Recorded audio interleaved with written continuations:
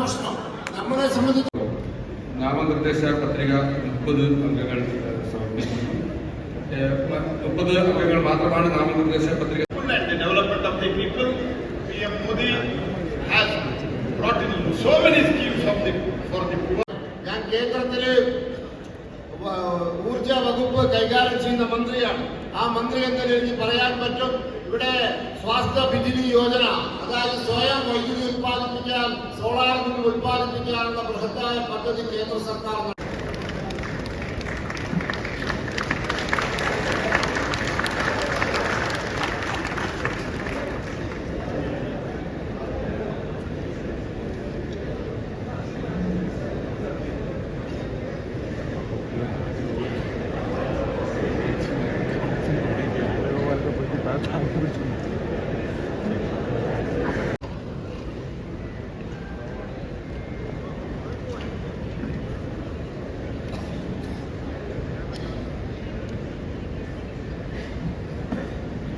ഏറ്റവും ബഹുമാനപ്പെട്ട രാജേട്ടൻജി, കെ സുരേന്ദ്രൻജി, പ്രഹ്ലാദ് ജോഷിജി, പ്രകാശ് ജാവ്ദേക്കർജി, അപരിചിത സാരംഗിജി,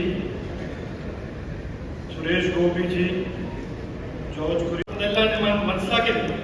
പക്ഷേ BJP കേരളത്തിന്റെ ആ പ്രവർത്തകരുടെ ശക്തി എനിക്ക് ഈ കഴിഞ്ഞ ലോക്സഭാ ഇലക്ഷൻ സമയത്ത് ആണ് എനിക്ക് മനസ്സിലായത്.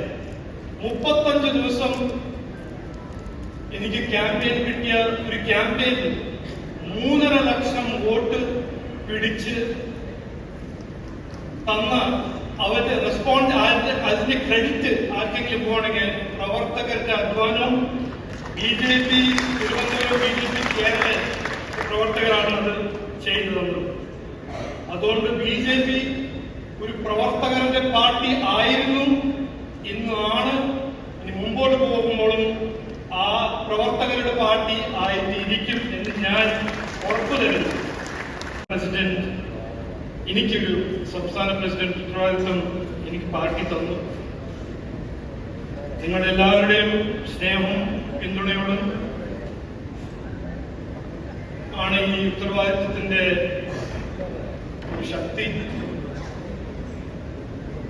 എല്ലാ പ്രവർത്തകരുടെ പേരിൽ ഞാൻ ഈ ഉത്തരവാദിത്വം ഇന്ന് ഏറ്റെടുക്കുന്നു.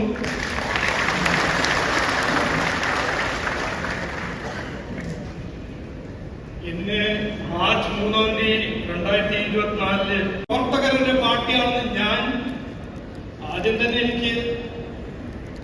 ഞാൻ അറിഞ്ഞായിരുന്നു. കർണാടകയിൽ ഞാൻ കണ്ടിട്ടുണ്ട്. ഞാൻ ആരോപണം നടത്തിയിരിക്കുന്നു.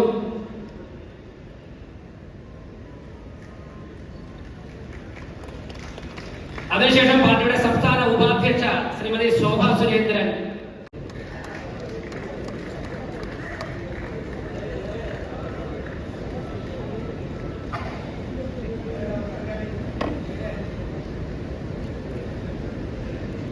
കരമനജീവൻ അവർ ഓണവില്ല് ശ്രീ പത്മനാഭസ്വാമി ക്ഷേത്രത്തിൽ ഏറ്റവും പ്രാധാന്യത്തോടെ നടത്തുന്ന ആചാരത്തിന്റെ ഭാഗമായുള്ള ഓണവില്ല് അദ്ദേഹത്തിന് സമർപ്പിക്കുകയാണ്. അതിന് തിരുവനന്തപുരം സിറ്റി ജില്ലാ പ്രസിഡന്റ് കരമനജീവൻ അവർകളെ, ശ്രീ കരമനജീവൻ അവർ പത്മനാഭസ്വാമി ക്ഷേത്ര ഭരണസമിതി അംഗം കൂടിയാണ്, അദ്ദേഹത്തെ ക്ഷണിക്കുന്നു.